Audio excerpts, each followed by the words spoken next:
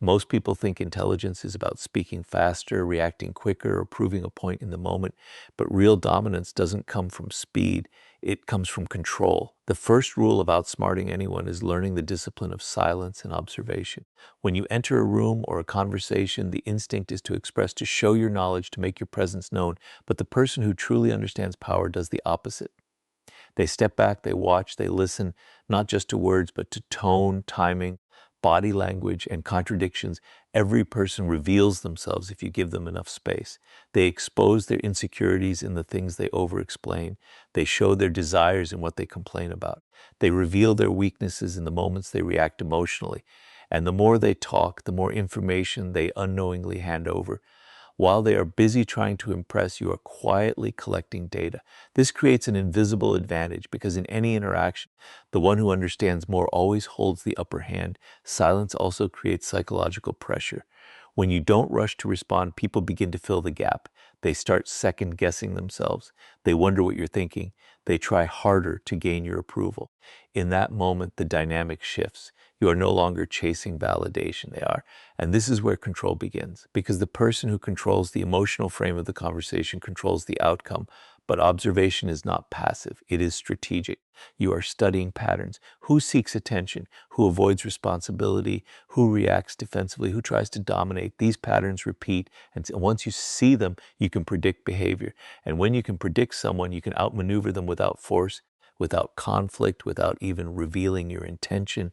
There is also a deeper layer to this rule. When you speak less, your words gain weight. People begin to listen more carefully because you are not constantly talking. Your presence becomes more impactful because it is not diluted. And when you finally do speak, it feels deliberate, calculated, and precise. This creates authority without you having to demand it. At the same time, silence protects you. The more you talk, the more you expose your plans, your emotions, and your vulnerabilities. And in a competitive world, information is leverage. If others know what you want, they can use it against you. If they know how you feel, they can manipulate you. But if you remain composed and selective with your words, you become difficult to read, and what cannot be read cannot be easily controlled. Many people underestimate this because it feels like doing nothing. But in reality, it is one of the hardest disciplines to master. It requires patience in a world that rewards immediacy. It requires confidence to not seek attention, and it requires emotional control to not react when provoked. But once you develop it, everything changes. You stop being predictable, you stop being reactive, and you start seeing the hidden game behind every interaction. In the end, outsmarting others is not about overpowering them, it's about understanding them better than they understand you. And that process always begins the same way, by saying less, noticing more, and letting others reveal everything while you reveal nothing. The second rule of outsmarting anyone is understanding that people are driven far more by emotion than logic, no matter how rational they appear on the surface. Most individuals like to believe they make decisions based on facts, intelligence, and clear thinking, but beneath that illusion lies a constant battle of ego, fear, desire, and insecurity. And if you can learn to see this emotional undercurrent, you gain a powerful advantage, because while others are reacting, you are guiding. Every interaction carries an emotional tone. Some people crave validation, others fear rejection, some seek control, while others are desperate to be liked. These hidden needs shape how they speak, how they behave, and how they respond under pressure. But the mistake most people make is they engage only with what is being said, ignoring what is actually driving it. The skilled observer, however, looks deeper. They ask themselves, what does this person really want? What are they afraid of losing? What are they trying to prove? When you begin to understand these emotional triggers, you stop reacting to surface level behavior. Instead, you start influencing it. For example, a person with a fragile ego will react strongly to criticism, even if it is minor. If you challenge them directly, they will resist, defend, and possibly turn against you. But if you subtly affirm their importance while guiding the conversation, they become more open, more cooperative. You are no longer confronting them, you are leading them. This is where true psychological control begins. You don't force outcomes, you create conditions where others move in the direction you want, believing it was their own decision. This requires patience and precision. You must remain calm while others become emotional. You must stay grounded while others lose control. Because the moment you get pulled into their emotional state, you lose your advantage. There is also a strategic element in knowing when to trigger emotion and when to neutralize it. Sometimes creating slight uncertainty or tension can make someone reveal more than they intended. Other times, offering reassurance can lower their guard. The key is adaptability. You are not locked into one approach. You adjust based on the person in front of you. But this rule is not about manipulation in an obvious or aggressive way. It is about awareness. When you understand human nature at this level, you realize that most conflicts, arguments, and misunderstandings are not about facts. They are about feelings. And if you can manage the emotional environment, you can steer the interaction without resistance. Another important aspect is controlling your own emotions. Because no matter how well you understand others, if you are easily provoked, distracted, or emotionally reactive, all your insight becomes useless. People will sense your instability and use it against you. But when you remain composed, when your reactions are measured and intentional, you become unpredictable, and unpredictability is a form of power. Over time, this skill transforms how you see the world. You stop taking things personally. You stop reacting impulsively. You begin to recognize patterns in behavior that others miss. And most importantly, you start operating from a position of quiet control rather than visible force. In the end, the person who masters emotions, both their own and others, doesn't need to out-argue, outshout, or outforce anyone. They simply guide the situation to their advantage while everyone else is too distracted by their own emotions to realize what's happening. The third rule of outsmarting anyone is to never reveal your full intentions too early. Most people make the mistake of showing their goals, their strategies, and their next moves before the game has even begun. They speak openly about what they want, thinking honesty will earn them trust or admiration. But in reality, it only makes them predictable, and predictability is weakness in any competitive environment. When people know what you are aiming for, they begin to adjust around you. Some will try to compete directly. Others will subtly block your path, and a few will pretend to support you while quietly working against you. This is human nature. Not everyone wants to see you succeed, and even those who do may still act in their own self-interest when the opportunity arises. So the moment you expose your plans, you give others the chance to interfere. The person who operates with true strategic awareness understands the power of ambiguity. They move with intention, but they do not announce it. They allow others to underestimate them, to misread them, to assume they are less capable or less ambitious than they really are. And this creates a powerful advantage because when your intentions are hidden, your actions become difficult to anticipate. There is a certain psychological comfort people feel when they think they understand you. It makes them less alert, less defensive. They stop analyzing your behavior because they believe they have already figured you out, and that is exactly where you want them: relaxed, unaware, and unprepared. Because while they are operating based on assumptions, you are operating based on strategy. This does not mean you become secretive in an obvious or suspicious way. That would only raise questions. Instead, you learn the art of controlled disclosure. You share just enough to appear open, but never enough to reveal your true direction. You speak in general terms rather than specifics. You allow conversations to flow without constantly redirecting them toward your goals. And most importantly, you resist the urge to explain yourself. Many people feel a need to justify their actions, to clarify their thinking, to make sure others understand them. But this comes from a place of insecurity. The more you explain, the more you expose. And the more you expose, the easier it becomes for others to read you. True confidence, on the other hand, is comfortable with being misunderstood. It does not rush to correct perceptions. It allows time to do its work. There is also a deeper layer to this rule. When you keep your intentions hidden, you gain flexibility. You are not locked into a single path or expectation. You can adapt, shift, and change direction without drawing attention. Others, however, become trapped by the image they have created for themselves. They must maintain consistency even when it no longer serves them. But you remain free. At the same time, this approach protects you from unnecessary resistance.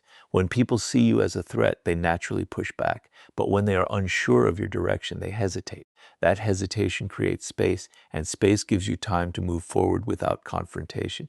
In every environment, whether social, professional, or competitive, the ones who succeed are not always the loudest or the most visible. They are often the ones who move quietly, who think several steps ahead, and who reveal their intentions only when it is too late for others to react. In the end, outsmarting others is not about hiding everything. It's about revealing nothing that can be used against you while positioning yourself to act when the moment is right. Most people lose before they even begin because they reveal too much too soon. They speak their plans, their emotions, their intentions, thinking honesty earns respect, but in reality, it exposes their position. If you truly want to outsmart anyone, you must understand that information is power and silence is control. The less people know about your next move, the less they can interfere with it. Powerful individuals are not those who talk the most, but those who observe the most. They enter a room, say little, but notice everything: body language, tone shifts, hidden intentions. While others rush to impress, they take their time to understand the game being played. Think about it carefully. Whenever you speak, you are giving away a piece of leverage. Your excitement can be used against you, your fears can be exploited, and your ambitions can be redirected by someone more strategic. This is why controlled silence is not weakness, it is a weapon. When you stop reacting instantly and start responding selectively, you create an aura of unpredictability. People cannot easily read you, and what they cannot read, they cannot control. This alone shifts the balance of power in your favor. Another layer to this is emotional discipline. Outsmarting people is not about being louder or more aggressive. It is about staying composed when others lose control. When someone provokes you and you react instantly, you are no longer leading the situation, they are. But when you remain calm, when you pause, when you choose your response instead of being driven by emotion, you regain control. This calmness unsettles others because they expect reaction, not restraint. And in that moment of confusion, you gain the upper hand. You must also understand the importance of selective visibility. Not everything about your life needs to be shared. Not every success needs to be announced immediately. Move in silence. Let results speak later. When people cannot track your progress, they cannot compete with you effectively. They are left guessing, and guessing creates mistakes. Meanwhile, you are operating with clarity while they operate with assumptions. Observation combined with silence creates a powerful advantage. Watch how people behave when they think no one is paying attention. Notice inconsistencies between their words and actions. This gives you insight that most people miss because they are too busy trying to be seen. When you master this, you start to predict behavior, and once you can predict someone, you are already ahead of them. At the same time, do not confuse silence with passivity. Strategic silence is active, it is intentional. You speak when it adds value, when it shifts the situation in your favor, not just to fill space. Every word should carry weight, every statement should have purpose. This makes people listen more carefully when you finally decide to speak. In the end, outsmarting others is not about manipulation in the obvious sense. It is about mastering yourself first. Your emotions, your words, your presence. When you control these, you naturally influence the environment around you without forcing it. And once you learn to speak less and observe more, you realize that true dominance often comes from what you choose not to reveal. The fifth rule of outsmarting anyone is to master the art of patience, because most people defeat themselves by rushing. They want quick results, instant recognition, immediate victories, and in that urgency, they expose their desperation. But desperation is visible, and once people sense it, they begin to control you. When you need something too badly, you lose your power to negotiate, to observe, to think clearly. The one who controls time controls the outcome. Think about how often people act too early. They interrupt before understanding, they respond before thinking, they make decisions before gathering enough information, and in doing so, they reveal their lack of discipline. But the person who knows how to wait gains an invisible advantage. They allow situations to unfold, they let others make mistakes, they watch patterns reveal themselves. While others are busy reacting, they are quietly positioning themselves. Patience is not passive, it is strategic. It means you are not controlled by urgency or emotion. You are willing to delay action until the moment is right, and that moment is rarely obvious to everyone. It is seen only by those who have taken the time to study the environment. When you act at the right time, your effort produces maximum impact with minimum resistance. This is what separates calculated moves from careless ones. Another powerful aspect of patience is that it creates pressure on others. When you do not respond immediately, when you do not chase, when you do not reveal your next move, people begin to feel uncertain. They start questioning themselves. They wonder what you are thinking, what you are planning. And in that uncertainty, they often make mistakes. They overextend. They reveal more than they should. They try to force outcomes. All of this gives you more information and more control. You must also understand that timing can change everything. The same action taken too early can fail, but taken at the right moment can succeed effortlessly. This is why impulsive people struggle. They rely on action without awareness. But strategic individuals combine observation with timing. They wait until conditions favor them, until resistance is low, until the outcome is more predictable. There is also a psychological strength that comes with patience. It shows that you are not easily shaken, not easily pressured, not easily influenced. This alone makes others take you more seriously. People respect those who are in control of themselves. And more importantly, they become cautious around them. They know they cannot rush you into mistakes. At the same time, patience protects you from regret. Many failures come not from lack of ability, but from poor timing. Acting out of anger, fear, or excitement often leads to decisions that cannot be undone. But when you slow down, when you give yourself space to think, you reduce the chances of making errors that cost you later. However, patience does not mean waiting forever.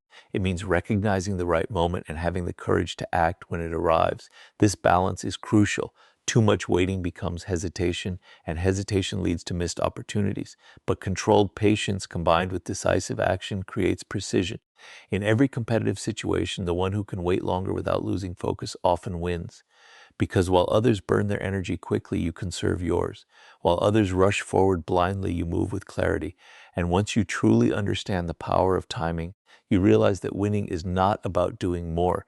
It is about doing the right thing at the right moment. The final rule of outsmarting anyone is to become completely self-reliant, because dependence is the easiest way to be controlled. Most people look outward for validation, for support, for reassurance, and in doing so, they unknowingly hand over their power. The moment your confidence depends on someone else's approval, you are no longer operating freely. You are reacting, adjusting, and limiting yourself based on external influence. And those who understand this can subtly guide your decisions without you even realizing it. When you rely too much on others, you begin to fear losing them. That fear shapes your behavior. You hesitate to speak honestly. You avoid making bold moves. You compromise your standards just to maintain connections. But in that process, you weaken your position, because now your actions are not driven by strategy. They are driven by attachment. And attachment clouds judgment. True dominance comes from within. It comes from knowing that you can stand alone if necessary. This does not mean isolating yourself from the world, but it means not depending on anyone for your sense of direction. When you develop this mindset, something shifts. You stop chasing approval, and instead, people begin to notice you differently. There is a quiet strength in someone who does not need constant reassurance. It makes others respect you, but also makes them cautious, because they know they cannot easily influence you. Another important aspect of self-reliance is decision-making. Outsmarting others requires clarity, and clarity comes when your thinking is not crowded by too many external voices. When you constantly seek opinions, you dilute your own instincts. You start second-guessing yourself. But when you trust your judgment, even if it is not perfect, you move with confidence. And confidence itself becomes an advantage. You must also understand that people naturally act in their own interest. Even those who support you may not always prioritize your success over their own. This is not something to resent, it is something to recognize. When you accept this reality, you stop expecting loyalty at a level that does not exist. And once expectations are removed, disappointment loses its power over you. Self-reliance also strengthens your resilience. When setbacks happen, and they always do, you are not left feeling abandoned or lost. You adapt, you adjust, you continue. This ability to recover quickly is what separates those who succeed from those who constantly struggle. Because while others collapse under pressure, you remain steady. There is also a strategic advantage in being self-sufficient. When people cannot predict your dependencies, they cannot manipulate your needs, they cannot use rewards or threats to influence your behavior, you become difficult to control, and that alone shifts the dynamic in any interaction. People may not even understand why, but they will feel it. At the same time, self-reliance does not mean rejecting help when it is beneficial. It means choosing help, not needing it. There is a difference. When you choose, you remain in control. When you need, you give that control away. This distinction is subtle but powerful. As you build this mindset, you begin to move differently. Your decisions become sharper, your presence becomes stronger, and your influence grows naturally. You are no longer reacting to the world, you are navigating it on your own terms. And once you reach a point where you no longer depend on others to feel complete, you become someone who cannot be easily outplayed.